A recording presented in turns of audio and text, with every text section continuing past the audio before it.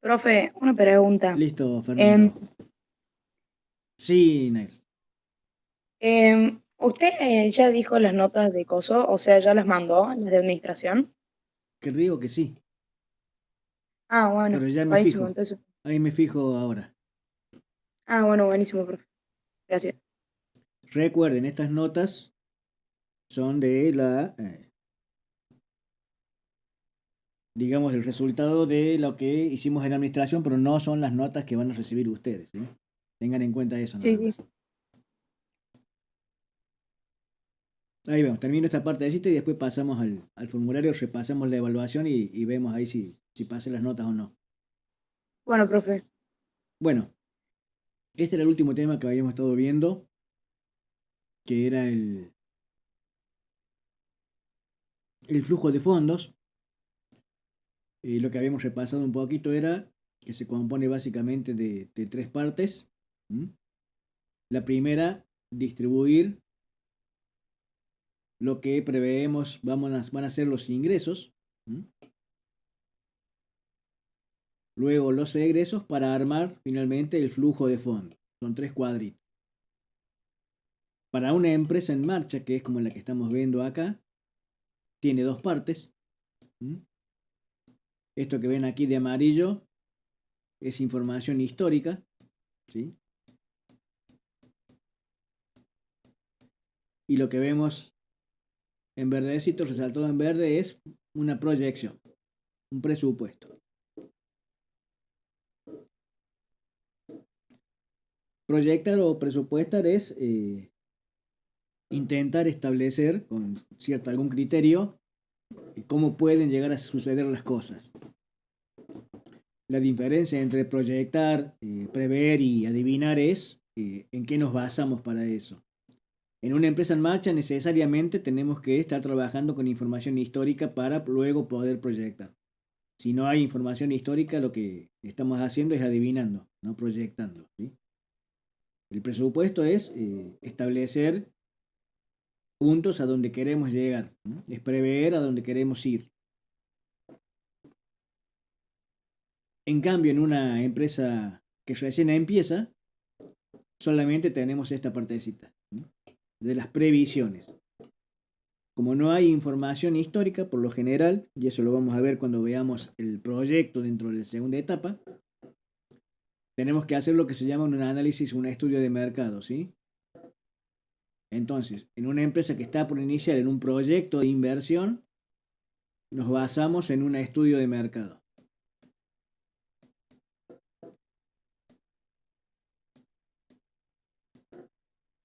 En una empresa en marcha, nos basamos en información histórica de la empresa. Y a partir de allí podemos proyectar. El sentido de hacer este tipo de análisis es proyectar un tiempo. Vimos un trimestre. Es lo normal para un país como Argentina, con economía incierta, con inflación. Programar a más de 3 meses es complicado. En una economía normal estos planes se hacen por lo menos para un año. En una economía más estable, estos pronósticos se hacen para un año. Y lo que hacemos es, siempre finanzas trabajamos por lo percibido. No me importa cuándo se generó el derecho o la obligación de recibir o entregar dinero, sino cuándo lo recibo o lo voy a recibir y cuándo lo entrego o lo voy a entregar, ¿sí? Entonces, percibido es plata que entra y que sale a la empresa y que está disponible para aplicarla al proceso productivo. Para poder distribuir tenemos que tener el criterio, eso es un dato, justamente lo relevamos de la historia, cómo cobramos y cómo pagamos, los plazos. Y eso nos va a permitir hacer, como habíamos hecho en la clase anterior, de distribuir. Y ahora vamos a repasar. Ahora es para cerrar el tema. Una vez que tenemos el detalle de todos los ingresos posibles y todos los egresos, pasamos a la tercera parte del cuadrito, donde juntamos todo, agregamos todos los gastos y egresos que pueda tener la empresa para obtener el flujo de caja. Analizando el flujo de caja, es como me permito luego decidir qué puedo hacer, o qué debo hacer. ¿Qué puede pasar? Que me esté sobrando dinero de lo que es el flujo operativo. Recordemos, en el flujo de fondos tenemos uno que es básico, que es el flujo operativo. Es lo mínimo que necesito para que la empresa funcione. No puedo tener menos que eso. ¿Está? Flujo operativo. Y después puedo tener faltantes o excesos. El faltante en finanzas es el equivalente a la pérdida contable, pero en finanzas se llama déficit.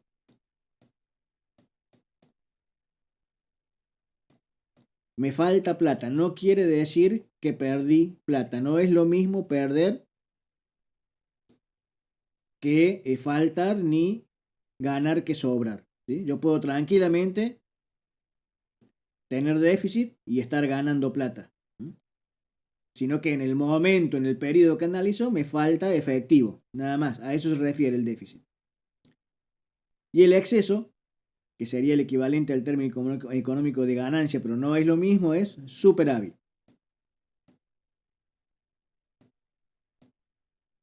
Es decir que yo, una vez establecido mi flujo operativo, si me faltan recursos para poder cubrir mi flujo operativo, estoy en déficit en el periodo que analizo. Si he generado más recursos en ese periodo, digo que tengo un superávit. Y en ambos casos debo tomar decisiones. Y ese es el sentido de poder, o el sentido que tiene el elaborar estos presupuestos, los flujos de caja. ¿Por qué? Si estoy en situación de déficit, el programar con tiempo, el prever con tiempo esas posibilidades, me da la posibilidad de ir tomando medidas de acción para revertir eso. Y analizar qué posibilidades tengo de revertir eso. ¿Con qué criterio? El criterio es básico. Revertir eso al menor costo posible, lo cual obviamente me permitirá luego maximizar mi rentabilidad. Y si tengo superávit, decidir qué puedo hacer con ese dinero para que no quede ocioso. Sobre todo en economías como la Argentina, donde el proceso inflacionario deteriora el poder adquisitivo del dinero. Tener dinero parado es perder plata, literalmente. Entonces, presupuestar tiene sentido. Si estoy en situación de déficit, saberlo con el tiempo suficiente para analizar opciones, qué medidas puedo tomar para cubrir el déficit, ya sea modificar cobros, intentar modificar precios, modificar cantidades vendidas, si es que tengo esas posibilidades, depende de mi capacidad de participar en el mercado, o acudir al mercado de capitales para obtener fondos. Y saber con tiempo cuándo voy a necesitar fondos me permite indagar primero cuáles son los instrumentos que hay para financiarme y después elegir los que tengan menor impacto en mi rentabilidad. En cuanto al superávit, si me sobra plata, es poder salir fundamentalmente al mercado de capitales y ver qué opciones de corto plazo hay para invertir ese dinero obteniendo la mayor rentabilidad y no teniendo tampoco tanto tiempo el dinero inmovilizado, por más que tenga rentabilidad. Entonces, en definitiva, en ambos casos, tanto como en déficit como en superávit, este instrumento me permite poder acudir al mercado de capitales con tiempo suficiente para decidir qué voy a hacer con esos fondos. que me falten o que me sobren. ¿Cómo los voy a cubrir si me faltan? ¿Cómo los voy a aplicar si me sobran? Un poquito este esquema que les di es como para que aprendamos. Ya lo vamos a volver a retomar. Esto lo vamos a trabajar nuevamente con este instrumento. Cuando empecemos el proyecto propiamente dicho, van a tener que ustedes demostrar la viabilidad económica de su proyecto, sea la actividad que elijan para hacer en el proyecto institucional. El instrumento con el cual vamos a demostrar si, y que tiene que ver con la materia de administración, si el proyecto que encaramos es viable o no, es justamente este. Por supuesto que este desarrollo que les hice yo a mano tiene sentido, como todo lo que hemos visto, aprender a hacerlo, saber de qué estamos viendo, pero obviamente que no tiene mucho sentido perder tiempo haciendo tanto cálculo, que en el fondo son solamente cálculos matemáticos. Una vez sabiendo conocer la lógica de distribución, que eso es lógica pura, y después saber qué voy a hacer con los resultados que obtengo, es lo más importante. De modo que lo que es el cálculo ya en su oportunidad, cuando empecemos a trabajarlo y dentro del proyecto que vamos a desarrollar, ya les voy a pasar una planilla de cálculo donde simplemente vamos poniendo nuestras particularidades de nuestro proyecto y resuelve después solo esto. Solo tendremos que saber cambiar parámetros para hacer la distribución como querramos o modificarla. Pero sí tenemos que tener claro en cualquier punto de este trabajo a qué se refiere cada dato. Lo que es matemático lo resolveremos con un Excel, una planilla de cálculo, pero tenemos que saber qué representa cada celda de esta planilla, ¿no? Si me posiciono en este número acá, 28.000, saber explicar de dónde sale y qué significado tiene. O este 76.000, o este 4.200, ¿sí? Pero ya lo vamos a profundizar, lo vamos a ver más en detenimiento. Era como para darle un cierre a este tema que habíamos quedado sin poder explicar aquí. Simplemente lo que sigue, como todo, es soluciones matemáticas. Cuando llegábamos a este punto que teníamos acá, habíamos transcripto todos los ingresos que recibíamos del primer cuadrito, lo que recibíamos en este primer renglón del segundo cuadro, más el resto de erogaciones previstas, todas las que tenga la empresa, de todo concepto, sueldos, rentas, pagos de dividendos, de impuestos, de deudas, de equipos y cualquier otro que pudiera surgir, o que en el caso de ustedes que vamos a estar produciendo algún bien, van a tener que incorporar acá la compra de insumos o de bienes muebles que van a necesitar para tener en su proyecto de inversión, ¿sí?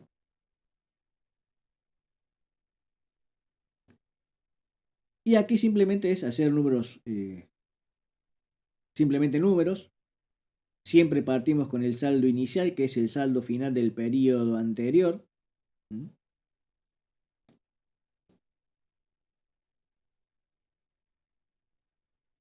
Y bueno, después el resultado matemático de esto es hacer operaciones matemáticas. Acá en este caso tenemos un total de ingresos de 44.000 y un total de egresos de 83.400. ¿Qué significa esto?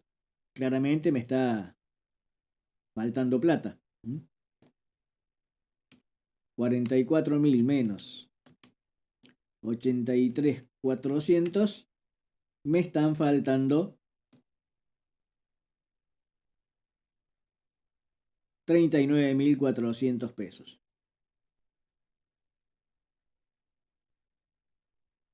Ese es el flujo de fondo del mes de marzo.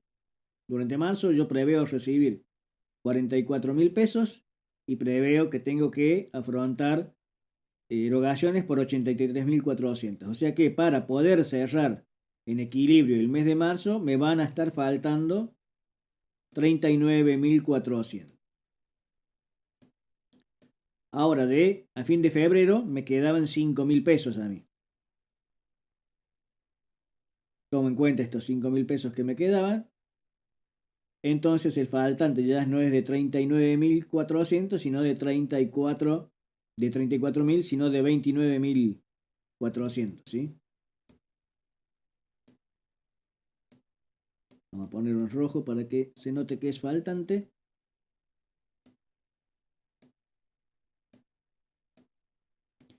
¿Qué significa esto? Que desde ya para el primer mes de marzo tengo que salir a buscar 29.400 pesos para quedar en equilibrio. Voy a tener un déficit en esta proyección de 29.400.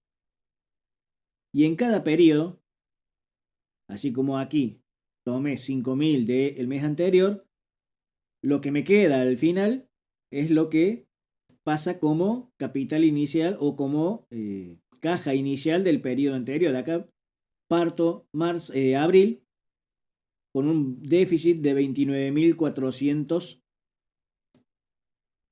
pesos de marzo. Después se modificará cuando tome decisiones y cubra esto, ¿sí? Cuando tome decisiones y diga si adquiero un préstamo, lo que sea, o pongo plata propia o hago un aumento de capital, la decisión que sea que tome, la que sea más conveniente, se modificará, pero en este momento, en este análisis, yo parto marzo con un faltante de 29.400. Y tengo que definir el flujo de fondos de abril. Parto abril, perdón, con 29.400.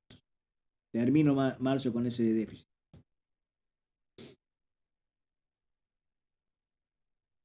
Lo que hago es definir el flujo de fondos de abril, resto los ingresos de los egresos. Otra vez en esta planilla estoy en déficit por lo que veo.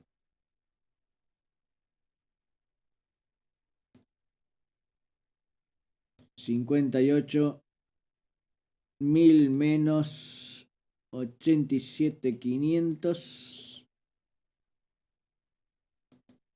Lo multipliqué en lugar de restarlo. Ahí vamos de vuelta. 58 menos 37.5. Me faltan 20.500 pesos más.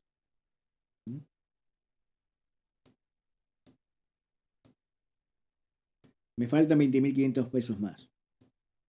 Entonces acá me faltan como 50.000 en este cálculo. ¿Qué pasa? Yo ya con este análisis tomaré decisiones. ¿Qué me conviene? ¿Ir a buscar 29.400 solamente para cubrir marzo y después veo que pasa en abril, o directamente tomo lo que me falta a fin de abril y ya tengo todo cubierto? Eso dependerá de los costos y las opciones que tenga yo al acceder al mercado de capitales. Este es el sentido de hacer esta planilla. Llegar a contar una sucesión de meses que son los que tengo en el análisis para poder ver qué puedo o qué necesito hacer primero, ¿sí? ¿Qué necesito hacer? Si me sobra, necesito hacer algunas cosas, si me falta, necesito otras. Y una vez sabiendo qué necesito hacer, es tomar la decisión que sea mejor. ¿Cuál es la mejor? Cuando yo tomo decisiones, no siempre puedo tomar la decisión que es óptima. Yo siempre tengo que ver un abanico de posibilidades y entre ese abanico habrá una que es óptima.